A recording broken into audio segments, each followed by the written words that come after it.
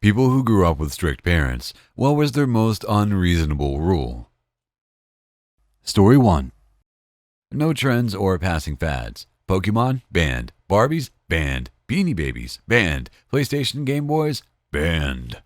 Anything particularly fashionable or popular regardless of actual merit was met with derision, and we'd be mocked for even suggesting interest.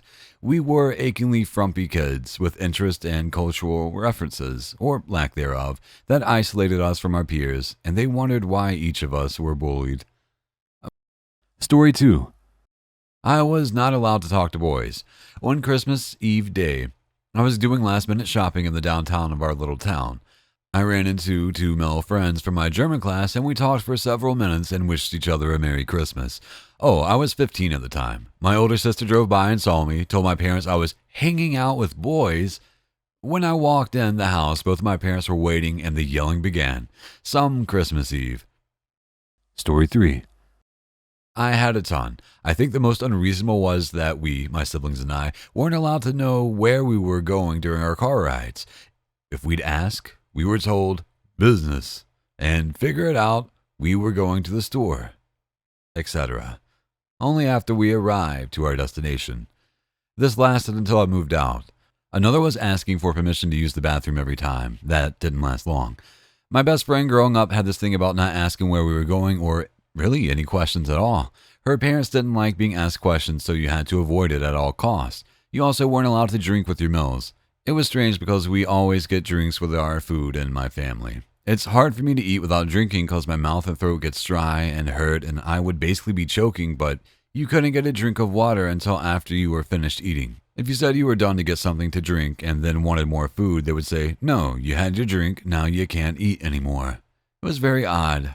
I really don't understand it. I avoid meals there as much as possible. Story 4. For every minute I was late coming from curfew, I got grounded a week. I once spent 10 weeks grounded due to a sobriety checkpoint. Wow, for me it was every minute late is a minute earlier the next day. Mine is logical, yours is insane. Story 5. I wasn't allowed to shrug or say, I don't know. If anything tech-related went wrong, it was assumed that I broke it on purpose, even if the only reason anyone knew it was broken is because I was trying to fix it. Birthday parties were a no-go. Christmas was a no-go. Any party whatsoever was a no-go. Story 6. Have a friend who isn't allowed to go out if he's already had too much fun this weekend. That's the only reason. They think he'll become corrupted if he has too much fun and that he won't know how to work. He's in college. How was your weekend? Oh, really boring. Didn't have any fun. Victory. Story 7. I wasn't allowed to say I died on Mario. I lost one of my chances to succeed. Story 8. Was forced to drop out of school in the 5th grade because my grandmother believed that most people have no souls and were demon-possessed. She said that the world was unsafe to roam freely because Satan was trying to corrupt God's children. This led to a very sheltered life and very silly things like having to pray over every individual item that entered the house. Food, toiletries, just soap, you name it. I'd get woken up at 2 a.m. to be screamed at for 3+ hours over something God had told her that I did wrong. So, yeah, I guess the most unreasonable rule I grew up with was not being allowed to leave the house. Story 9. There were a lot, but the most ridiculous one to me was that they didn't want me volunteering during high school. I was visiting the elderly, and they said it was too dangerous to be around strangers like that, and the time was taking away from my studies. Most extracurriculars I wanted to do, they had a huge problem with, but it didn't hit me how absurd it was until it was about senior citizens. The ironic thing is, those things look great on college applications. Story 10. My parents were slack. My best friend's parents were so strict. She would escape to my house for freedom. 12th grade, prom. Her parents allowed her to go to prom but said she wasn't allowed to dance. We all went to prom, had fun dancing, until she saw her parents standing at the back watching. She then moved out for university. After her first year, she came home to work for the summer. She had been on her own for a year and supporting herself, and her parents gave her a 9 p.m. curfew. She spent a lot of time at my house that summer. She was married by the next summer and didn't have to deal with it. Edit. This is a small selection of the intense upbringing my friend went through. Tiny, even. Story 11. I had a friend who wasn't allowed to sit on the couch, no matter the circumstances. That was the first time I realized something was really wrong in this house. The kicker? It was a crappy couch, so it's not like he was going to ruin it. Story 12. I changed my mind. I guess my parents weren't so bad. Edit. Wow. Went for a hike today out of cell service and returned to 9K karma and 30 plus comments, since a couple people asked what I was going to say. It sounds pretty lame now compared to the rest of this thread, but I'll explain a few. We weren't allowed to swim in rivers. We were rarely allowed to go to friends' houses unless the parents knew each other. We weren't allowed to go anywhere on our own until we could drive, which was 18 for me, and just the usual strict parent pushing to get all A's. Story 13. Females of the family must cook and clean on holidays while males watch TV. Must bus males' plates every night. No visiting friends' houses, no friends over at our house, all the way through high school. Hair cannot be cut or above shoulder. 7 p.m. bedtime. Not curfew, bedtime. Through junior high, strictly enforced. Needless to say, I rebelled strong and hard. Story 14.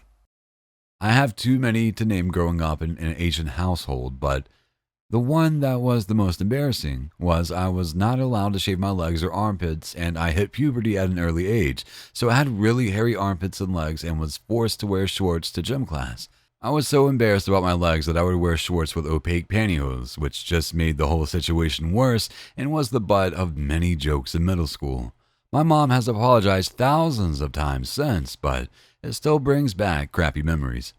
Freshman year of high school, I had one of those wispy poo stashes that all the teenage boys have. My mother refused to let me shave. I got called everything from pedo stash to dirty Sanchez. 15 years later, the joke's on her. I have a long-ass Viking beard, and she constantly bitches at me to shave. Sorry, Mom. Can't. Not allowed. Story 15. My parents were pretty slack on everything except one thing. No video game console ever, no online games on the computer because that's how you get a virus and make the computer run slow. So I was playing my MMORPG when they were sleeping, in a hidden file, in a file, in another file, in another file, and I was changing the appearance of every file icon. Story 16. Dad was a narcissist. Biggest rule in the house was not to make any noise around him. If he was home, the whole house got quiet and tense. Even my mom used to eat her cereal in the bedroom because she'd get in trouble for chewing crunchy food. Now she's long rid of him and married to a way better guy. But she still apologizes for eating crackers. Story 17. My mom was insanely controlling about food. Weird rules were in place like 1 slice of lunch meat per sandwich. No one but her was allowed to cook. She'd make one giant batch of spaghetti or something, and we'd have leftovers for days, so she only had to make dinner twice a week.